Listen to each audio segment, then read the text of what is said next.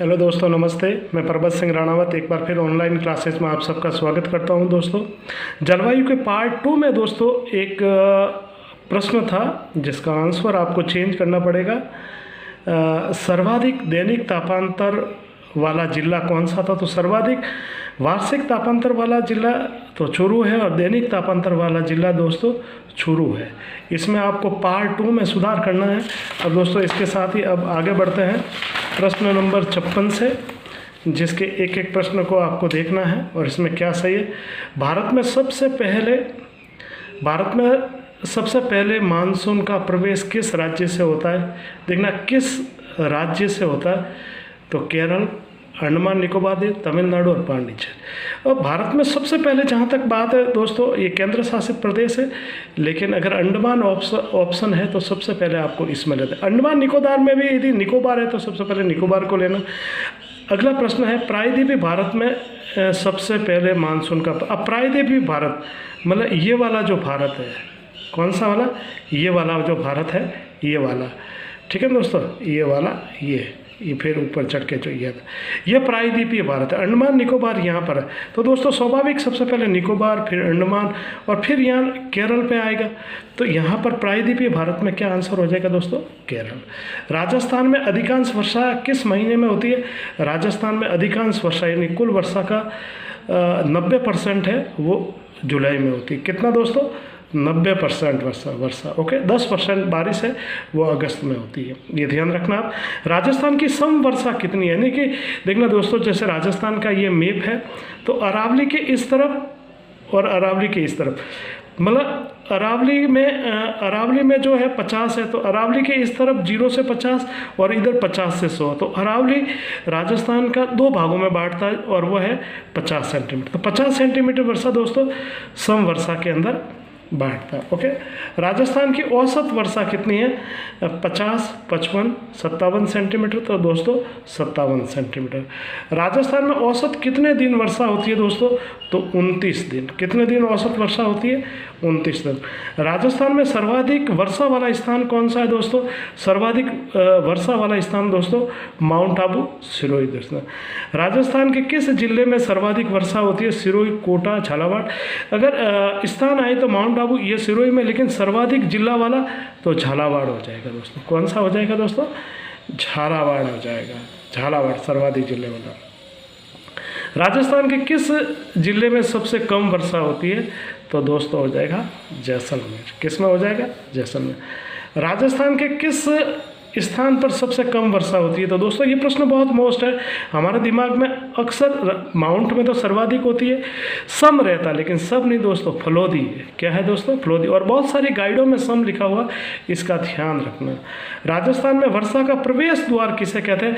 देखना दोस्तों, दक्षिणी पश्चिमी मानसून राजस्थान का ये वाला जो है राजस्थान का अपना ये वाला जिला, दक्षिणी पश्चिमी मानसून भी बांसवाड़ा से प्रवेश करेगा और दक्षिणी पूर्वी भी तो राजस्थान का प्रवेश द्वार किसको कहेंगे? बांसवाड़ा। राजस्थान में सर्वाधिक वर्षा किस मानसून से होती है? तो अरब सागर से। किससे होती है दोस्तों? अरब सागर से। राजस्थान में सर्वाधिक वर्षा किस मानसूनी पवनों से होती है? उत्तरी पूर्वी मानसून से नहीं होती है दोस्तों, दक्षिणी पूर्वी मानसून से नहीं होती। दक्षिणी पश्चिमी मानसून जो अरब सागर से उठता है उससे सर्वाधिक वर्षा होती है।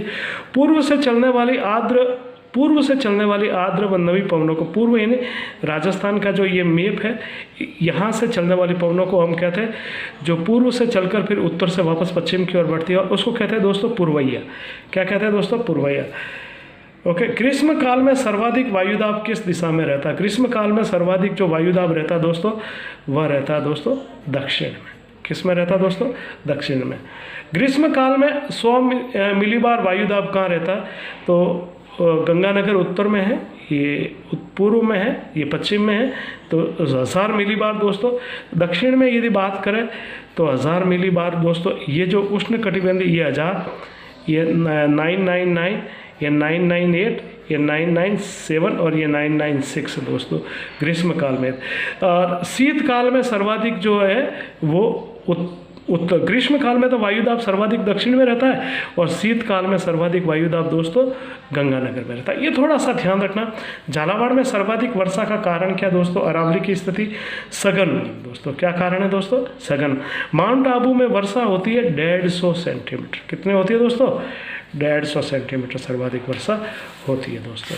ओके, अगला दोस्तों, मैंने कहा था आपके कि 100 से 110-20 प्रश्न मैं आपको टेस्ट सीरीज में इसके लिए लेके आऊँगा। तो अब देखना दोस्तों, माउंट आबू में औसत वर्षा कितने दिन होती है? माउंट आबू में तो सर्वाधिक, देखना माउंट आबू में औसत वर्षा दोस्तों 48 दिन होते हैं। और एक प्रश्न अपना यहाँ से और तैयार होता है, अगर आपसे पूछा जाए कि राजस्थान में किस स्थान पर सबसे ज़्यादा मानसून का ठहराव होता है दोस्तों, तो वह कौन सा हो जाएगा दोस्तों? माउंट आबू। अगर आपको पूछे किस जिले में सर्वाधिक मानसून का ठहराव होता है, तो वह हो जाएगा दोस्तों कौन सा? झालावाड़। सबसे कम किस दिन किस जिले में मानसून का ठहराव होता है, तो वह होता है जैसलमेर, क्योंकि वह 5 से 10 सेंटीमीटर वर्षा ही होती है और 5 दिन ठहरता है। झालावाड़ में 40 दिन ठहरता है। अगला प्रश्न भी अपना यही है कि झालावाड़ में औसत वर्षा कितने दिन होती है? 40 दिन। जब सूर्य विषुवत रेखा पर होता है तो उच्च दाब का केंद्र दोस्तों, जब सूर्य विषुवत रेखा पर होता है तो उच्च दाब का केंद्र कर्क रेखा पर होगा। कहाँ पर होगा दोस्तों? कर्क रेखा पर होगा।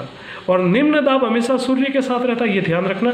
तो जब सूर्य विषुवत रेखा पर तो उच्च दाब का केंद्र कर्क रेखा पर होगा।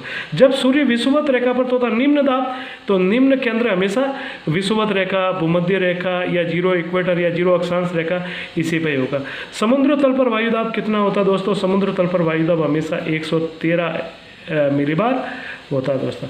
मावट की उत्पत्ति किस जगह से होती है? तो मावट की उत्पत्ति भूमध्य सागर से होती है। कहाँ से होती है दोस्तों? भूमध्य सागर से।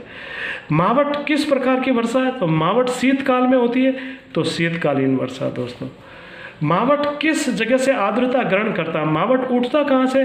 भूमध्य सागर से, और कैस्पियन सागर से वह आर्द्रता ग्रहण कर भारत में वो आके वर्षा करता था, कैस्पियन सागर। ओके दोस्तों, मावट किन पवनों से भारत में पहुंचता है? तो मावट जो पहुंचता है दोस्तों, मावट किन पवनों से? तो वो उत्तरी पश्चिमी पवनों से भारत पहुंचता है, ये ध्यान रखना दोस्तों। मावट किस मंडल में बनता? तो कोई भी मानसून संबंधित कोई भी परिवर्तन, मौसम संबंधित कोई परिवर्तन हमेशा शोभ मंडल में होता, तो इसका राइट आंसर क्या हो जाएगा दोस्तों? शोभ मंडल। भूमध्य सागर से उठने वाली पवनों को भारत में किस नाम से पुकारा जाता है दोस्तों? पश्चिमी विक्षोभ। किस नाम से पुकारा जाता है भारत में? इसको क्यों कहते हैं? एक तो पश्चिम से ये उत्तर की ओर चलती है, दूसरा भारत जब ये भूमध्य सागर से रवाना होती है तो चक्रवात, लेकिन जब जैसे ही इसके उत्तरी पवने और पश्चिमी पवनों को भारत में टकराव होता तो ये प्रति चक्रवात के तो एक विशेष परिवर्तन होता क्षोभ मंडल में, इसीलिए इसको कहते हैं पश्चिमी विक्षोभ दोस्तों। जहाँ से चलती है वो चक्रवात के रूप में, लेकिन भारत में आने के पर उत्तरी पवनों और पश्चिमी पवनें जब टकराती है तो ये प्रति चक्रवात और घड़ी के विपरीत दिशा में चलने, घड़ी की दिशा में चलनी शुरू हो जाती है। इस कारण ये मानसून नीचे आता है और भारत में वर्षा कहते हैं। पश्चिमी दिशा में विशेष परिवर्तन, चक्रवात किस में परिवर्तन हो जाता है? प्रति चक्रवात में, और ये किस में होता है? क्षोभ मंडल में, इसलिए नाम क्या हो गया दोस्तों? पश्चिमी विक्षोभ दोस्तों। मावट किस फसल के लिए लाभदायक है दोस्तों? तो मावट रबी की फसल के लिए लाभदायक। मावट निम्न में से किस फसल के लिए लाभदायक है दोस्तों? तो मूंग ये खरीफ की फसल है, मक्का खरीफ की फसल है, तिल खरीफ की फसल है, तो गेहूं हो गया, सरसों हो गया, इसके लिए काफ़ी फायदा है। मावट का नाम किस महीने के आधार पर पड़ा? तो शीतकाल में हमारा जो महीना होता है वो माघ होता है, और इसी कारण इसको माघ के कारण हम मावट कहते हैं। साइबेरिया से उठने वाले ध्रुवीय पवनें और पश्चिमी पवन जब भूमध्य सागर पर मिलते तो चक्रवात उत्पन्न होते। जब देखना दोस्तों, इधर से जो उत्तरी पूर्वी पवनें चलती है, इधर से पश्चिमी चलती है, तो भूमध्य सागर के ऊपर इनमें लो प्रेशर बनता है, निम्न दाब के कारण ये फिर चक्रवात बनते हैं। निम्न दाब के जब दोनों पवन भूमध्य सागर पर, तो इसका आंसर क्या हो जाएगा दोस्तों? निम्न।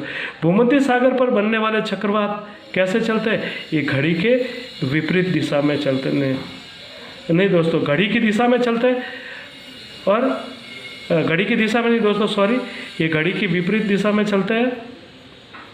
किस में चलता है? घड़ी की विपरीत दिशा में।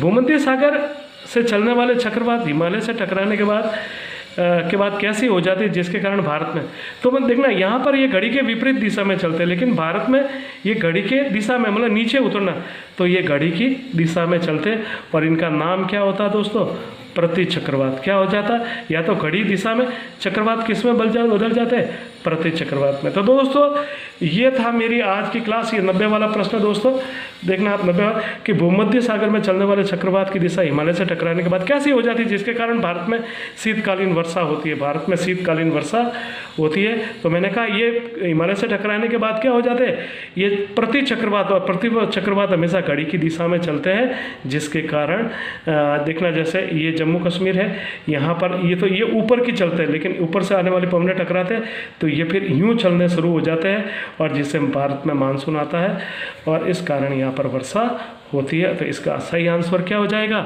घड़ी की दिशा में चलना। उठते तो ये घड़ी की विपरीत दिशा में, लेकिन भारत में प्रवेश करते समय ये घड़ी की दिशा में और चक्रवात प्रति चक्रवात में बदल जाते हैं जिससे भारत में वर्षा होती है। ये था 90 प्रश्न का उत्तर दोस्तों। अगर मेरी क्लास बहुत अच्छी लगे तो लाइक शेयर एंड सब्सक्राइब जरूर करें दोस्तों।